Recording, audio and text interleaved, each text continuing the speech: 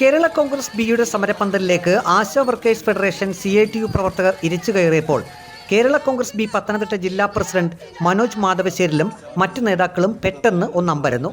കേരള കോൺഗ്രസ് ബിയുടെ ഫ്ലക്സ് സമരപന്തലിൽ നിന്നും ജില്ലാ പ്രസിഡന്റ് തന്നെ വലിച്ചു കീറി മാറ്റിക്കളഞ്ഞു.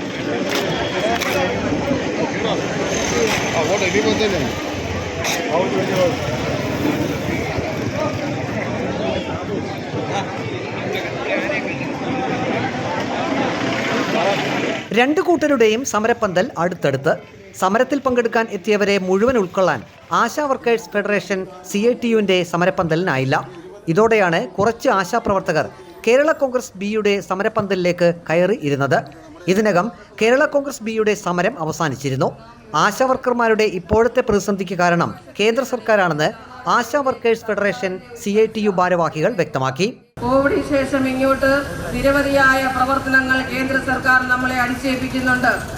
ഇന്ദ്രധനുഷ് പോലെ, അശ്വമേധം പോലെ, പൾസ് പോളിയോ പോലെയുള്ള നിരവധി പ്രോഗ്രാമുകൾ കേന്ദ്ര സർക്കാരിന്റെ ഭാഗമായി നമ്മളെ ഏൽപ്പിക്കുമ്പോൾ ആ തൊഴിലിന് ആവശ്യമായിട്ടുള്ള തൊഴിലെടുക്കുമ്പോൾ ആവശ്യമായിട്ടുള്ള വേതനം നൽകാൻ പലപ്പോഴും കേന്ദ്ര സർക്കാർ തയ്യാറായിട്ടില്ല എന്നുള്ളതാണ് വസ്തുത.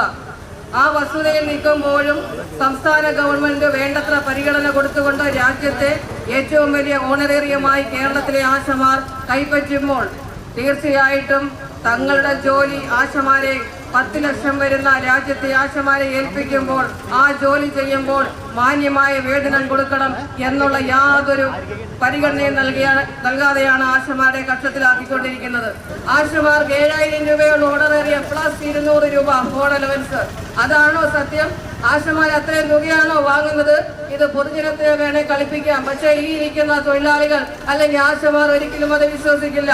7000 രൂപ ഓണറേറിയവും 3000 രൂപ ഫിക്സഡ് ഇൻസെന്റീവും അതർ ഇൻസെന്റീവും വാങ്ങുന്ന ആളുകളാണ് എനിക്ക് മുമ്പിൽ ഇരിക്കുന്ന ഞാനടക്കമുള്ള ആശാ പ്രവർത്തകർ എന്ന് പറയാതെ വയ്യ.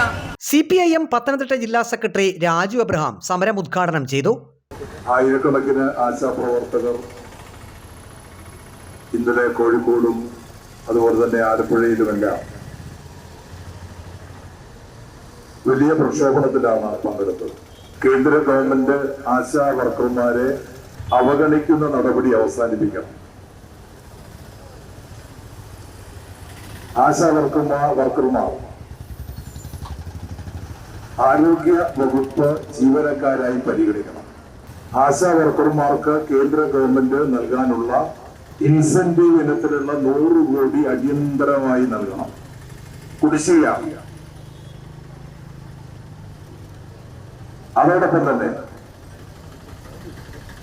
സംസ്ഥാന ഗവൺമെന്റ് കൊടുക്കേണ്ട ഓണറേറിയം കൃത്യമായി ഒരു കുടിശ്ശികയുമില്ലാതെ പൂർണ്ണമായി നൽകിയ കേരള സർക്കാരിന് പിന്തുണ പ്രഖ്യാപിച്ചുകൊണ്ടു ഈ മാർച്ചിൽ പങ്കെടുക്കുന്ന എല്ലാ സഹോദരിമാരെയും ഞാൻ അഭിവാദ്യം ചെയ്യുകയാണ്. ഇന്ന് സമരം നടത്തുന്ന ആ സമരം എന്തിനു വേണ്ടിയാണ്? കുടിശ്ശിക മുഴുവൻ കൊടുത്ത സംസ്ഥാന സർക്കാരിനെ പാഠം പഠിപ്പിക്കാനാണ് സമരം. എന്തൊരു വിരോധാഭാസമാണ്! ഒരു മുദ്രാവാക്യം കേന്ദ്ര സർക്കാരിനെതിരെ ഉണ്ടോ? കുടിശ്ശിക 100 കോടി കൊടുക്കേണ്ട കേന്ദ്ര സർക്കാരിനെതിരെ മുദ്രാവാക്യമില്ല.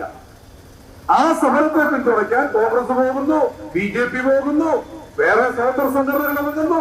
എന്തൊരു പരാക്രമമാണ്! ആശാ വർക്കർമാരെ സ്ഥിരം ജീവനക്കാരായി കേന്ദ്ര സർക്കാർ അംഗീകരിക്കുക, സാമൂഹ്യ സുരക്ഷാ ആനുകൂല്യങ്ങൾ ആശാ വർക്കർമാർക്ക് നൽകുക, കേരളത്തിന് നൽകാനുള്ള NHM ഫണ്ട് കുടിശ്ശിക തീർക്കുക എന്നീ ആവശ്യങ്ങൾ ഉന്നയിച്ചാണ് ആശാ വർക്കേഴ്സ് ഫെഡറേഷൻ CITU പ്രവർത്തകർ പത്തനംതിട്ട ഹെഡ് പോസ്റ്റ് ഓഫീസിന് മുന്നിൽ സമരം നടത്തിയത്. റിപ്പോർട്ടർ, പത്തനംതിട്ട.